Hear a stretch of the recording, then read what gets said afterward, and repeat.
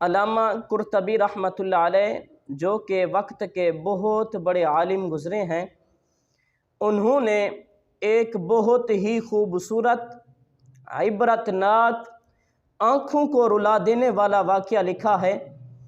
آپ فرماتے ہیں، پچھلی امتوں میں ایک شخص تھا جس کے 2 بیٹے تھے۔ موت کسی کو نہیں چھوڑتی، اس نے آ کر رہنا ہے۔ فرماتے ہیں اس شخص کا انتقال ہو گیا، وراثت میں اس نے ایک گھر چھوڑا۔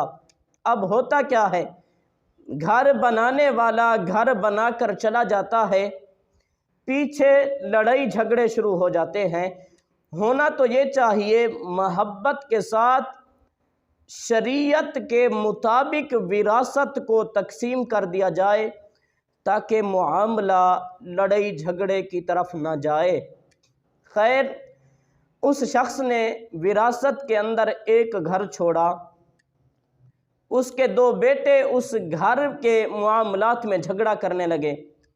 اللہ تبارک و تعالی نے اس گھر میں لگی اینٹوں میں سے ایک اینٹ کو بولنے کی طاقت بخشی۔ اس اینٹ نے کلام کیا اور کہا، یا ھذانی فیما تتنازعانی، اے بھائیو کس بات پر جھگڑا کر رہے ہو، میری کہانی مجھ سے سنو گے؟ کہا، میں ایک وقت کا بادشاہ تھا،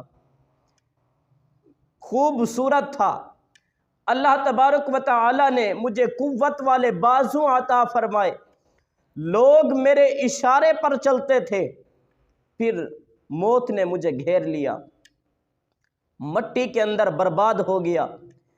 1000 سال تک میں مٹی میں برباد ہوتا رہا۔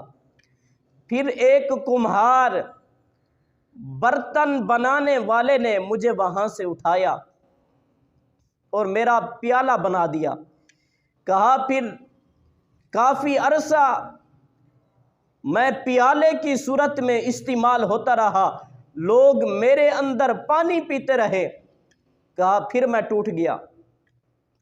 پھر مجھے ایک شخص نے اٹھایا، اس نے اٹھا کر میری اینٹ بنا دی۔ اینٹ بنانے کے بعد مجھے اس دیوار کے اندر لگا دیا۔ کہا، آج میں اس دیوار کے اندر اینٹ کی صورت میں موجود ہوں۔ جب انجام یہ ہونا ہے تو پھر جھگڑا کس بات پر کرتے ہو؟ تو ہمارے لیے اس واقعہ کے اندر سبق یہ ہے کہ ہماری آکڑ ختم نہیں ہوتی، ہم دوسروں کو کچھ نہیں سمجھتے، اینے کے سامنے آ جائیں تو ہٹنے کو دل نہیں چاہتا۔ اوے اللہ کے بندو، جب انجام مٹی ہونا ہے تو پھر تکبر کس بات کا، غرور کس چیز کا،